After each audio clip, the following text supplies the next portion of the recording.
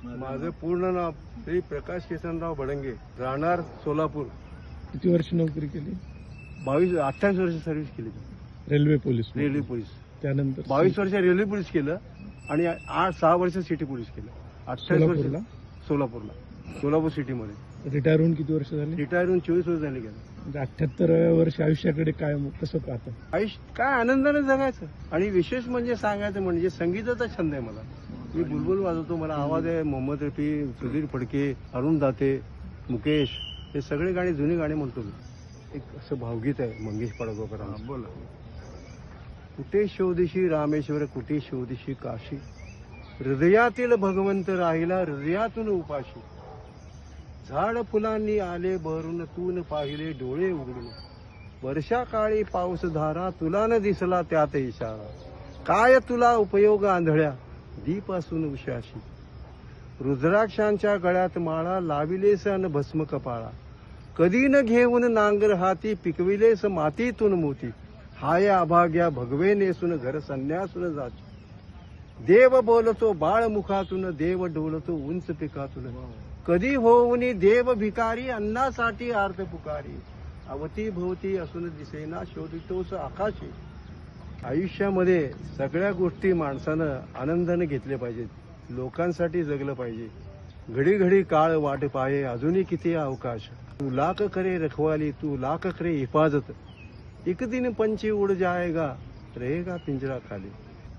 त्यावेळची समाज व्यवस्था म्हणजे एकमेकांना स्नेह देणं, प्रेम करणं, एकमेकांवर प्रेमाचा वर्षाव करणं, हे समाजाचं प्रत्येक प्रकटीकरण होतं. दुसरी गोष्ट, शिक्षणाच्या बाबतीमध्ये त्यावेळेला सरकार काही गोष्टी सवलती देत होतं. म्हणजे एबीसी म्हणत होते त्याला, एज्युकेशनचं हे तुम्हाला सवलत मिळत होती. आताच्या याच्यामध्ये सरकारनं सगळ्या त्या गोष्टीत अंग काढून घेतले आहे. प्रत्येक शाळा प्रायव्हेटमध्ये लाख लाख 2-2 लाख. आता माझे नातवंड पण आहेत की त्याच्यामध्ये. महर्षी कर्वेमध्ये जवळजवळ 2 लाख 3 लाखाचे हे फी आहे वर्षाला. आमच्या वेळेला आम्ही फुकट शिकलो, फ्री शिकलो. 5 पैसे खर्च केले नाही त्यावेळेला. 11वी पर्यंत, पहिली ते 2री आदर्श विद्यालय, 3री ते 4थी जीवन विकास विद्या मंदिर, 5वी 6वी 7वी 1 नंबर शाळा सोलापूरची आमची. आणि 8वी 9वी 10वी 11वी विद्याविकास प्रशाला गणपती घाट म्हणून आमच्या सोलापूरला, तिथे शिकलो मी. महागाईचा दर आता, महागाईच्या बाबतीमध्ये त्यावेळेला महागाई असं म्हणजे काय आहे, अक्षरशः मी याला मला वडील काही गोष्टी आणायला लावायचे. म्हणजे धान्य म्हणा किंवा असं लाकडं आमचे त्यावेळेला आपले हे चुलीवर स्वयंपाक होता ना. तर 1.5 रुपयाला उंडीव लाकूड मिळत. कसं 1.5 रुपयाला किती, 2 किलो 1.5 रुपयाला 2 ते 2.5 किलो मिळत होतं. आणि रॉकेल सुद्धा 5 पैसे पिंट म्हणून होतं त्याला, पिंट म्हणून होते. आता ते लिटर नंतर झालं. 5 पैसे 2 पैसे पिंट होतं त्या रॉकेल. आणि 1 पैसा म्हणजे माझा आतेभाऊ होता एक बबन म्हणून. मला जिथं चुरमरी शेंगदाणे वगैरे मिळतात ना, त्या दुकानामध्ये लाला म्हणून एक होता आपल्या सोलापूरला. त्याच्याकडे मला जा म्हणलं, लालाकडनं चुरमरी शेंगदाणे घेऊन या. 1 डब्बू पैसा द्यायचा मोठा असा. त्या 1 पैशामध्ये फुटाणे, शेंगदाणे, चुरमुरे आणि असं हे ओटीत घेऊन यायचो. आपलं कागदाने आणि पिशवीने काय. बोला. 30 ते 40 पैसे किलो ज्वारी. 40 पैसे बाबा, काय का. सोनं कसं होतं?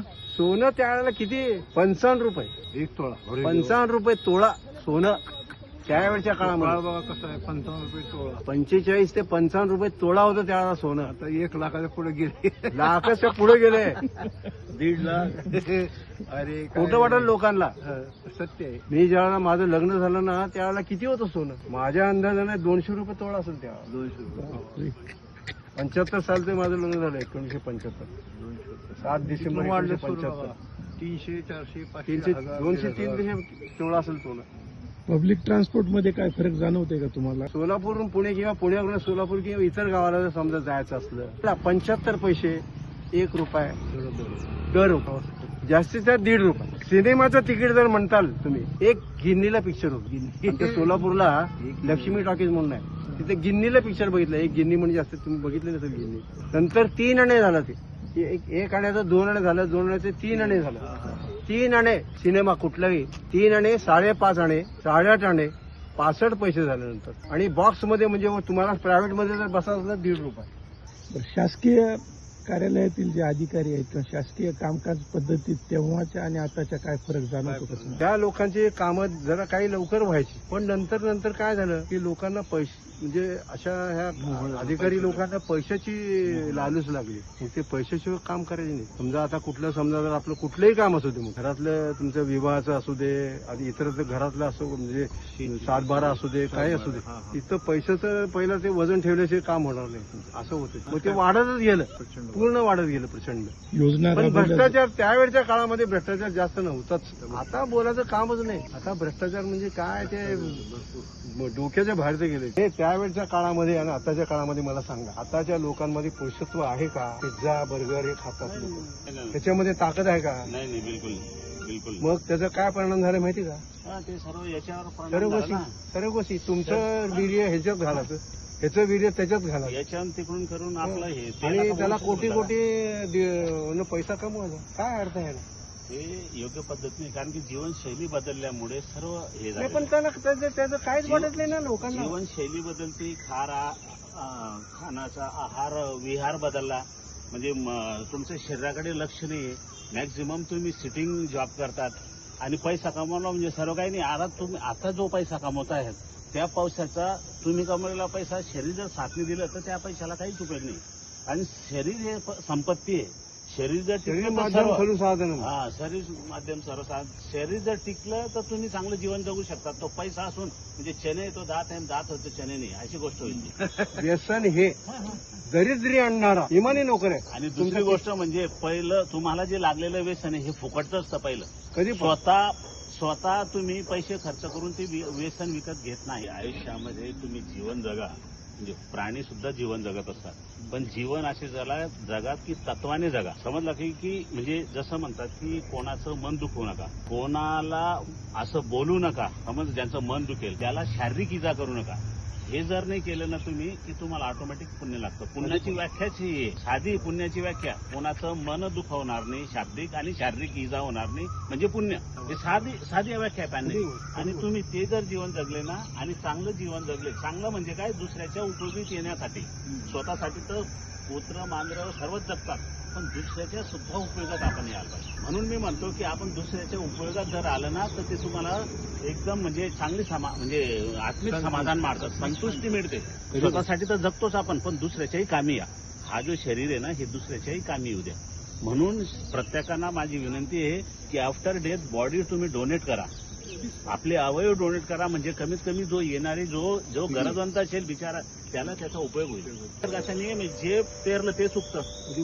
लिंबाचं झाड लावल्यानंतर त्याला आंबे नाही येणार. म्हणून चांगलं कर्म जर असलं ना, चांगलं कर्म तुम्हाला साथ देत असतं.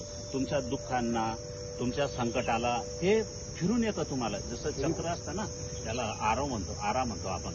ते चक्र तुम्हाला साथ देत असतं, तुमचं संरक्षण करत असतं. ते चांगलं कर्माचं कर्म म्हणून त्याला सच्चित कर्म म्हणतात. ते कर्म चांगलं करा, बस. तुम्हाला कशाचीच कोणाचीच भीती नाही. ते कर्मच तुम्हाला हे करतं. नाव सांगितलं नाही का? माझं नाव ईश्वर गायकवाड. मी जनरल मॅनेजर फायनान्स म्हणून BSNL मधून रिटायर्ड झालेलो आहे. गाव कोणतं? मी जळगाव जिल्ह्यातला आहे.